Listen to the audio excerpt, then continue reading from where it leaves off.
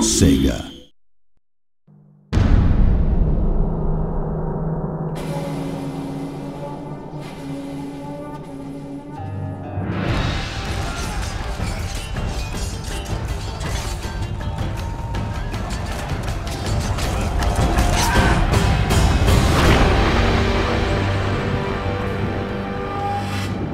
There are a number of things that we were looking for with a period and a setting.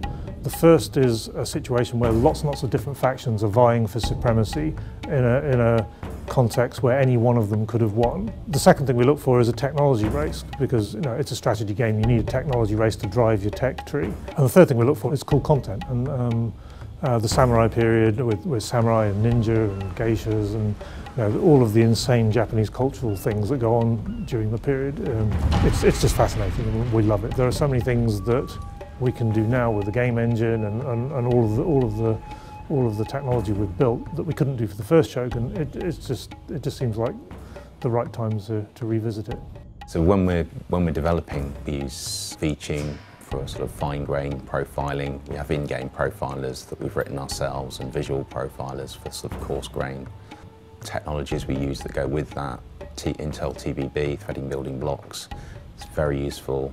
Load balances automatically for us, so it makes it much easier for us to scale to more cores and put in more of those immersive features that we like so much. Technology's just come on so far over the last 10 years. I mean, we can just do things that were completely impossible 10 years ago. I mean, with Shogun 1, all the characters on the battlefield were sprites. Right now they're all, full 3D with many polys.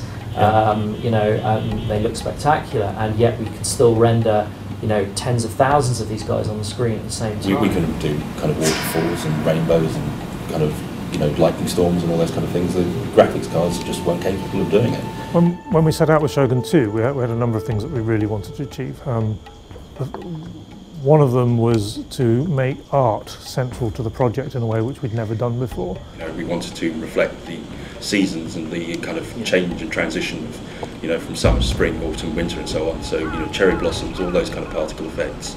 Also with the units, carrying around their banners, and also with the lanterns in nighttime battles. So you get that kind of, spot lighting effects that actually make you really feel that it's nighttime or it's winter.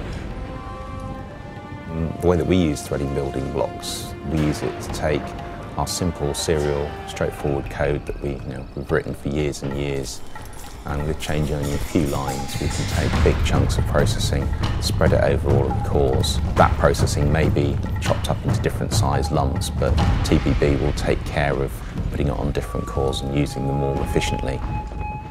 There are some who'd say, graphics aren't important to them, but I do believe that when you actually are in a situation where you really feel like you're seeing something occur, that element of realism kind of adds extra authenticity to the gameplay, and you get a sense of satisfaction as well. So they have a very strong gameplay message there as well.